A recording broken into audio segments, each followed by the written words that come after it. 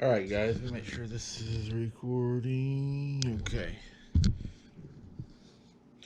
Alright guys, I want to talk to y'all about a case that's coming out of Oregon about a man that was attacked, and I've seen holes all in this case. But before we get started, guys, spoke to YouTube about the views and everything being down.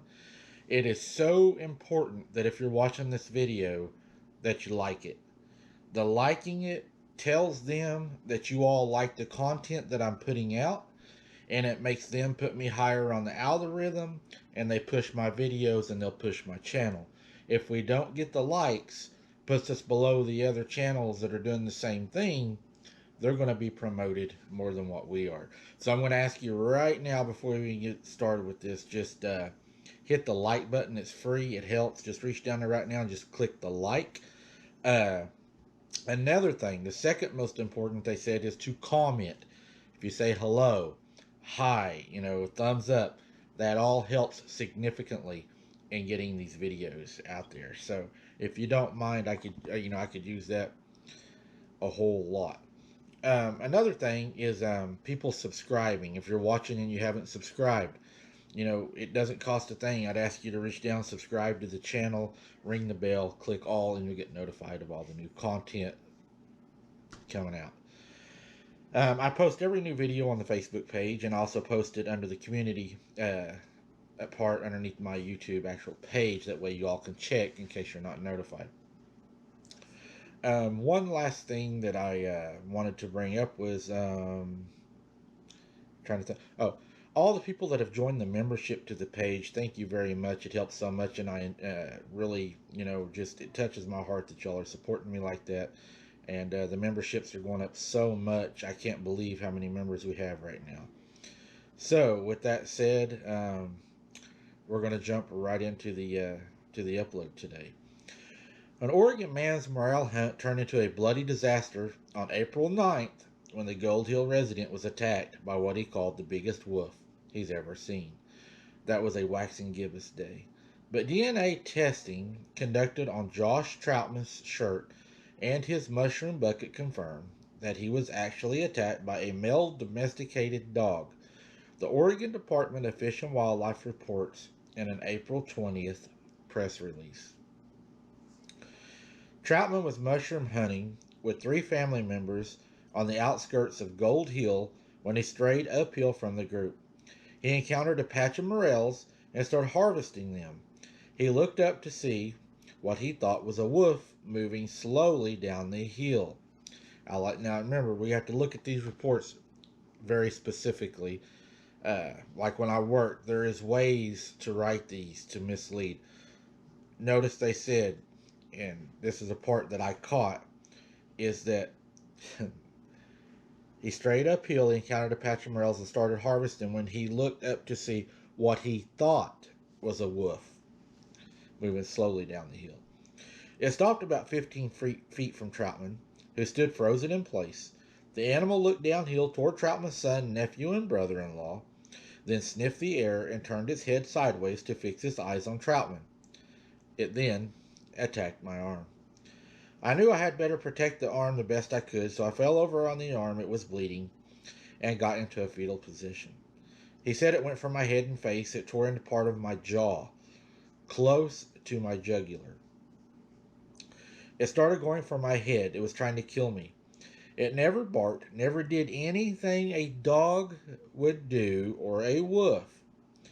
A dog or a wolf will usually give you a warning. There was nothing until the attack. I will never forget its face. And here's another part, guys. It didn't even look like a normal dog or wolf. It was off looking.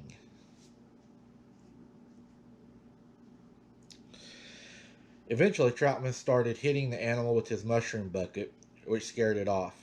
Him and Troutman got to his feet and kept swinging until the animal ran off. He fumbled for his phone to call his nephew, Riley Maley. As his arm spurted blood, Maley sprinted up the hill, tackled as a delirious Troutman, and applied a tourniquet to his arm, which reportedly caused the wounds on his head to bleed worse. About an hour later, emergency responders met Troutman and his family on the road to the hospital, where they tended to his wounds. From there, he was life-flighted to Asante Rogue Medical Center in Medford, Oregon, where he underwent a 3+ hour surgery to repair his arm. On April 11th, ODFW was alerted to a Facebook post by a person who stated he was attacked by a wolf, according to the press release. Now, here's something. Troutman's public profile doesn't currently show any posts about the attack. ODFW officials interviewed Troutman, took his torn shirt, and collected swabs from the Morel bucket, which were sent in for forensics lab for DNA testing. But officials could not get permission from the landowner to access the area where Troutman was attacked. ODFW communications coordinator Michelle Dennehy told the Rogue Valley Times. One of the key factors in helping inform what we have transpired leading up to and during the attack of his ability to gain timely access to the attack scene and collect critical evidence such as tracks or scat. It's interesting, isn't it? They want to see the tracks and the scat. You know, it makes me wonder if him up there morale hunting, if this thing wasn't hunting for morels also, and kind of like bears and berries. If it was a werewolf, would it have been hunting maybe the same edible things that he would have been hunting? And that's what caused the encounter. That was one of the first things I wondered. The results from the DNA testing showed no wolf DNA, and multiple samples showed DNA from a male domesticated dog. According to another Rogue Valley Times article, Troutman is skeptical of these results. What are they covering up? Are they covering up the wolf part to say there was no werewolf up there, that this is a dog? Because evidently, I mean, he's seen it. He said it didn't even look like anything he'd ever seen. I felt like people can do a simple home DNA test on a dog. Say, what is my dog exactly? And they can tell you every single strand of every type of dog that is in that one dog. So why can't they tell me what tried to kill me, Troutman said. Good question. Troutman's neighbors have reportedly installed trail cameras to try to get a glimpse of the animal that attacked him. Rumors of a pack of wild dogs have circulated, but Troutman told the Rogue Valley Times the animal he saw was nothing like those canines. Still getting his peers on social media to believe his experience has been a struggle.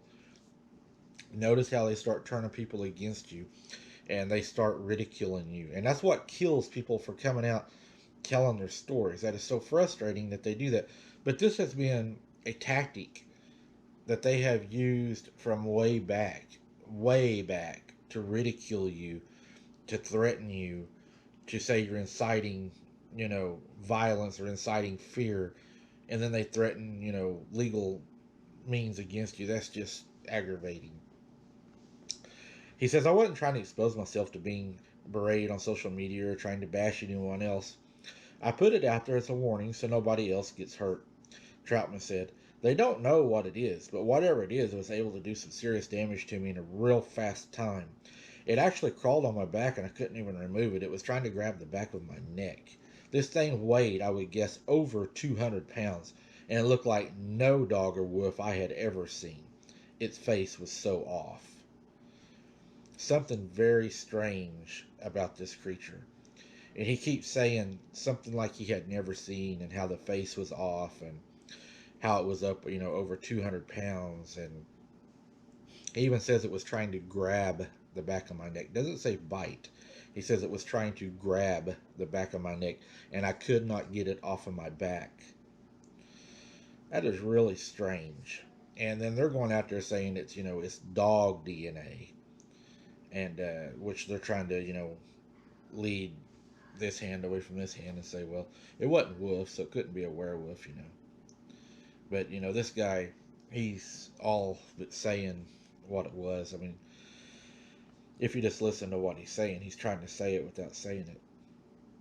It's sad that he went through this, but I am glad that he survived it and he is able to talk about it. That's very important. Prayers to him for, a full recovery. I hope everything works out really good for him. I got let's see, coming up On the 1st of May, I have a live podcast coming up with a lady that has had some encounters and some things on her property that's went on. I'm really, really excited to do that with her. Um, I got still working on that big case, getting closer and closer to it. I'm having a big meeting with one of the witnesses coming up. We should be getting closer and closer to putting it together. There is pages and pages of stuff to put together. Y'all are going to love it. No doubt in my mind it'll go viral. But if you haven't yet, I would like to, ask you to hit the like button. If you haven't subscribed, I would love to have you join the abnormal family. It doesn't cost a thing. Just hit the subscribe. Oh, and another thing they told me that I might try doing, they said that by me posting my videos on my Facebook page, that a lot of people can view my videos there without having to sign into their YouTube. Therefore, I'm not getting the likes and it may not register everybody that's watching. And if you miss 3 videos, I think is what they told me, then you won't be notified of the fourth because it's showing you're not interested in the channel as much as you was. So they told me what I should do is print my thumbnail out, put it on my Facebook page, and then you all sign in, go to YouTube, and then view it. They said that would be better for my algorithm and everything. So I may start doing that. So if you start just seeing the thumbnails, then you'll know to either, to go to my YouTube page and view the video there.